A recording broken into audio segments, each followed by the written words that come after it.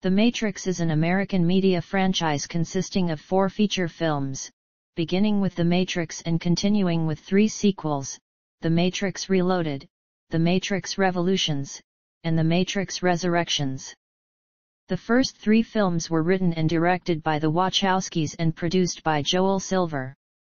The screenplay for the 4th film was written by David Mitchell and Alexander Hemon, was directed by Lana Wachowski, and was produced by Grant Hill, James McTeague, and Lana Wachowski. The franchise is owned by Warner Brothers, which distributed the films along with Village Roadshow Pictures. The latter, along with Silver Pictures, are the 2 production companies that worked on the first 3 films. The series features a cyberpunk story of the technological fall of humanity, in which the creation of artificial intelligence led the way to a race of self-aware machines that imprisoned mankind in a virtual reality system, the Matrix, to be farmed as a power source. Occasionally, some of the prisoners manage to break free from the system and, considered a threat, become pursued by the artificial intelligence both inside and outside of it. The films focus on the plight of Neo, Trinity, and Morpheus trying to free humanity from the system while pursued by its guardians, such as Agent Smith. The story incorporates references to numerous philosophical, religious, or spiritual ideas, among others the dilemma of choice versus control, the brain in a vat thought experiment, messianism, and the concepts of interdependency and love. Influences include the principles of mythology, anime, and Hong Kong action films. The film series is notable for its use of heavily choreographed action sequences and bullet-time slow-motion effects, which revolutionized action films to come. The characters and setting of the films are further explored in other media set in the same fictional universe, including animation, comics, and video games.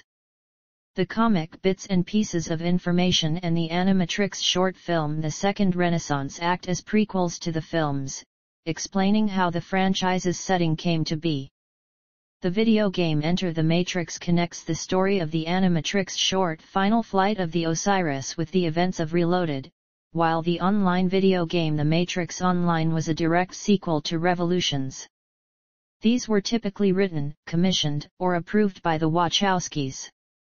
The first film was an important critical and commercial success, winning 4 Academy Awards, introducing popular culture symbols such as the red pill and blue pill, and influencing action filmmaking. For those reasons, it has been added to the National Film Registry for preservation. Its first sequel was also a commercial success, becoming the highest-grossing R-rated film in history, until it was surpassed by Deadpool in 2016. As of 2006, the franchise has generated $3 billion in revenue. A 4th film, The Matrix Resurrections, was released on December 22, 2021, with Lana Wachowski producing, CO writing and directing, and Reeves and Moss reprising their roles. Plot: 6 months after the events of The Matrix, Neo and Trinity are now romantically involved. Morpheus receives a message from Captain Niobe of the Logos calling an emergency meeting of all ships of Zion. An army of Sentinels is tunneling towards Zion and will reach it within 72 hours. Commander Locke orders all ships to return to Zion to prepare, but Morpheus asks one ship to remain to contact the Oracle. Within the Matrix, the lone ship's crew is encountered by the former Agent Smith, who copies himself over the body of crew member Bane and uses the phone line to leave the Matrix. In Zion, Morpheus announces the news of the advancing machines. The Nebuchadnezzar leaves Zion and enters the Matrix, where Neo meets the Oracle's bodyguard Seraph, who leads him to her. The Oracle reveals that she is part of the Matrix and instructs Neo to reach its source with the help of the Keymaker. As the Oracle departs, Smith appears, telling Neo that after being defeated by him, he became a rogue program. He demonstrates his ability to clone himself over other inhabitants of the Matrix, including the new upgraded agents. He tries to take over Neo's body but fails, prompting a battle between Neo and many copies of Smith. Neo defends himself, but is forced to retreat. Neo, Morpheus, and Trinity visit the Merovingian, who is imprisoning the Keymaker. The Merovingian, a rogue program with his own agenda, refuses to let him go. His wife Persephone, seeking revenge on her husband for his infidelity, leads the trio to the Keymaker. Morpheus, Trinity, and the Keymaker flee while Neo holds off the Merovingian's henchmen. Morpheus and Trinity try to escape with the Keymaker, pursued by several agents and the Merovingian's chief henchmen, the twins. After a long chase, Trinity escapes, Morpheus defeats the twins, and Neo saves Morpheus and the Keymaker from Agent Johnson. The crews of the Nebuchadnezzar, Vigilant, and Logos help the Keymaker and Neo reach the source. The Logos crew must destroy a power plant and the Vigilant crew must disable a backup power station to bypass a security system, which will allow Neo to enter the source. Haunted by a vision of Trinity's death, he asks her to remain on the Nebuchadnezzar. The Logos is successful, but the Vigilant is destroyed by a sentinel. Trinity replaces the Vigilant crew and completes their mission. Agent Thompson corners her and they fight. As Neo, Morpheus, and the Keymaker try to reach the source, the Smiths ambush them. The Keymaker is killed after unlocking the door to the source for Neo. Neo meets a program called the Architect, the creator of the Matrix, who explains that as the One, Neo is himself an intentional part of the design of the Matrix, which is now in its 6th iteration. Neo is meant to stop the Matrix's fatal system crash that naturally recurs due to the concept of human choice within it. As with the 5 previous ones, Neo has a choice: either reboot the Matrix from the source and pick a handful of survivors to repopulate the soon-to-be-destroyed Zion, as his predecessors all did, or go to save the imperiled Trinity, causing the Matrix to crash and killing everyone in it. Neo chooses the latter, prompting a dismissive response from the Architect. Neo's vision of Trinity comes true as she is shot by Agent Thompson while falling off a building. Before she hits the ground, Neo arrives and catches her. He then removes the bullet from her chest and restarts her heart. They return to the real world, where sentinels attack them. The Nebuchadnezzar is destroyed, but the crew escape. As the sentinels catch up to them, Neo realizes he is able to sense the machines in the real world, and telepathically destroys them but falls into a coma from the effort. The crew are picked up by another ship, the Hammer. Its captain reveals that other ships defending Zion were wiped out by the machines after someone prematurely activated an EMP. Only one survivor was found, the Smith-possessed Bane. Cast: Z was originally played by Aaliyah, who died in a plane crash on August 25, 2001, before filming was complete, requiring her scenes to be reshot with Nona Gay. Jet Li was offered the role of Seraph, but turned it down as he did not want his martial arts moves digitally recorded. Production. Filming. The Matrix Reloaded was largely filmed at Fox Studios in Australia. Filming began on March 1, 2001 and ended on August 21, 2002, concurrently with the filming of the sequel, Revolutions. The freeway chase and burly brawl scenes were filmed at the decommissioned Naval Air Station Alameda in Alameda, California. The producers constructed a 1.5-mile freeway on the old runways specifically for the film. Some portions of the chase were also filmed in Oakland, California, and the tunnel shown briefly is the Webster Tube, which connects Oakland and Alameda.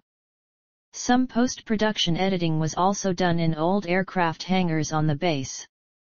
The city of Akron, Ohio was willing to give full access to Route 59, the stretch of freeway known as the Innerbelt, for filming of the freeway chase when it was under consideration. However, producers decided against this as the time to reset all the cars in their start position would take too long.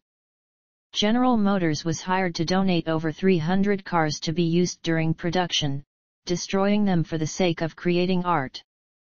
Mythbusters would later reuse the Alameda location in order to explore the effects of a head-on collision between two semi-trucks, and to perform various other experiments.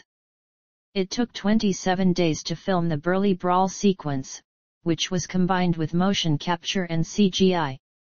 This would become one of the most expensive action scenes, costing $40 million to make. Around 97% of the materials from the sets of the film were recycled after production was completed. For example, tons of wood were sent to Mexico to build low-income housing. Visual effects. Following the success of the previous film, the Wachowskis came up with extremely difficult action sequences, such as the Burly Brawl, a scene in which Neo had to fight 100 Agent Smiths. To develop technologies for the film, Warner Bros. Launched ESC Entertainment.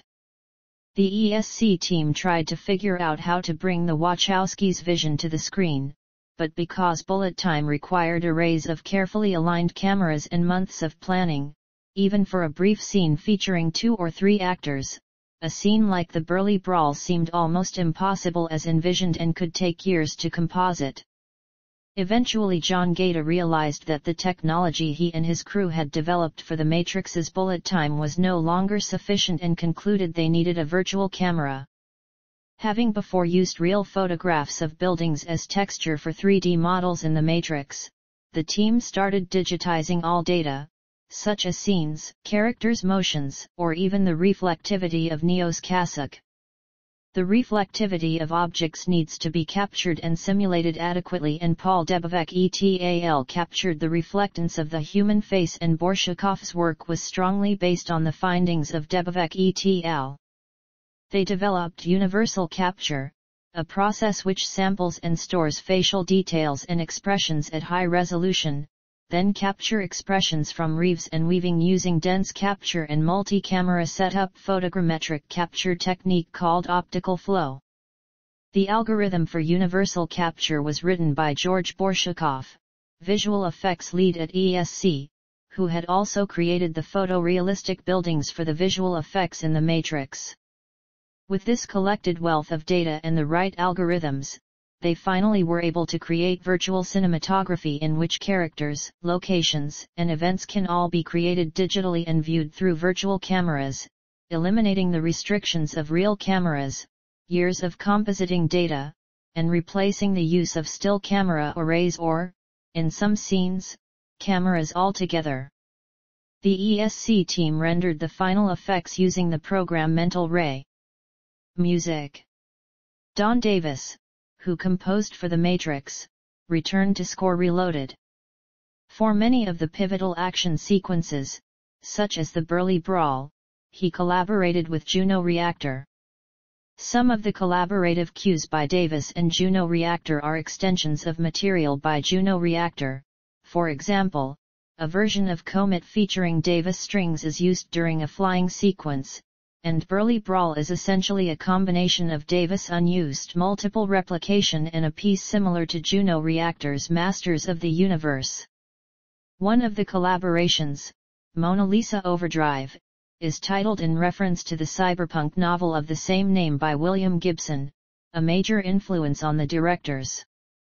Leitmotifs established in The Matrix return, such as the Matrix main theme, Neo and Trinity's love theme, the Sentinels theme, Neo's flying theme, and a more frequent use of the 4-note Agent Smith theme and others used in Revolutions are established. As with its predecessor, many tracks by external musicians are featured in the movie, its closing credits, and the soundtrack album, some of which were written for the film. Many of the musicians featured, for example Rob Zombie, Rage Against the Machine and Marilyn Manson, had also appeared on the soundtrack for The Matrix. Rob Dugan also recontributed, licensing the instrumental version of Furious Angels, as well as being commissioned to provide an original track, ultimately scoring the battle in the Merovingian's chateau. A remixed version of Slap It by electronic artist Fluke listed on the soundtrack as Zion was used during the rave scene. Linkin Park contributed their instrumental song session to the film as well, although it did not appear during the course of the film. POD composed a song called Sleeping Awake, with a music video which focused heavily on Neo, as well as many images that were part of the film. Both songs played during the film's credits. It was originally planned for the electronic band Röyksopp to create the soundtrack, but this offer was turned down. Reception. Box office. The Matrix Reloaded earned an estimated $5 million during Wednesday night previews in the United States and Canada. It grossed $37.5 million on its Thursday opening day from 3,603 theaters, which was the second highest opening day after Spider-Man's $39.4 million. The film earned $91.7 million during its opening weekend and $134.3 million in its first 4 days, including the previews. This made it not only the second highest opening weekend of all time, but also the biggest opening weekend for any Warner Bros. Film, beating Harry Potter and the Sorcerer's Stone. For 6 years, the film would hold the record for having the largest number of screenings for an R-rated film until the opening of Watchmen in March 2009. The Matrix Reloaded also surpassed Star Wars, Episode II Attack of the Clones to have the highest Thursday opening. It would hold this record for 2 years until it was taken by Star Wars, Episode III Revenge of the Sith in 2005. Additionally, the film had the highest opening weekend for an R-rated film, overturning the previous record held by Hannibal. With a total gross of $146.9 million, The Matrix Reloaded held the record for having the biggest 6-day opening until 2004, when it was surpassed by Spider-Man 2. The film held the number 1 spot during its opening weekend, taking the position from X2. This would be handed to Bruce Almighty, which would be later dethroned by Finding Nemo. The opening weekend represented roughly 60% of that weekend's box office tally, but some box office prognosticators noted it fell short of lofty expectations set by some in the industry. The Matrix Reloaded and Finding Nemo both teamed up with Bruce Almighty, X2, and Pirates of the Caribbean, The Curse of the Black Pearl to become the first 5 films to make $200 million at the box office in a single summer season. This was also the 4th R-rated film to cross that mark, just after Beverly Hills Cop, Terminator 2, Judgment Day and Saving Private Ryan. It would remain as the year's top-grossing film until Finding Nemo overtook it in July. Internationally, The Matrix Reloaded opened in 13 territories, including Australia and France, and grossed $37.5 million in its first week. It expanded to most international territories the following weekend, except Japan and India, and became the first movie to earn more than $100 million outside the US in one weekend, taking its overseas total to $176 million and worldwide total to $385 million. Grossing over $113.2 million, the film scored the highest international opening weekend, breaking the previous record held by The Lord of the Rings, The Two Towers. In Japan, it had the biggest opening of any film in the country, earning $11.5 million, and smashing the previous record held by Harry Potter and the Chamber of Secrets. There were other opening records in Russia and South Korea. The Japan and South Korea opening records were both given to Spider-Man 3 in 2007. The film ultimately grossed $281.6 million in the US, and $739.4 million worldwide, becoming the third highest grossing film of 2003, after Finding Nemo and The Lord of the Rings, The Return of the King. It would have the highest domestic gross for an R-rated film until it was taken by The Passion of the Christ the next year. For over a decade, The Matrix Reloaded held the record for being the highest grossing R-rated film worldwide before Deadpool took it 13 years later. The film sold an estimated 46,695,900 tickets in North America. Following re-releases, the worldwide gross of the film is $741.8 million. Critical response. On Rotten Tomatoes, the film holds an approval rating of 74% based on 246 reviews, and an average score of 6.80/10. The site's critical consensus states, though its heady themes are a departure from its predecessor, The Matrix Reloaded is a worthy sequel packed with popcorn-friendly thrills. On Metacritic, the film has a weighted average score 62 out of 100 based on 40 reviews, indicating generally favorable reviews.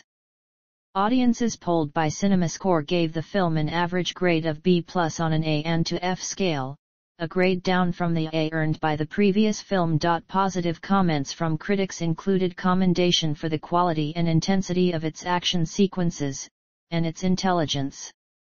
Tony Toscano of Talking Pictures had high praise for the film, saying that its character development and writing is so crisp it crackles on the screen, and that Matrix Reloaded re-establishes the genre and even raises the bar a notch or two above the first film, The Matrix. Roger Ebert of the Chicago Sun-Times also commended the film, giving it 3.5 stars out of 4.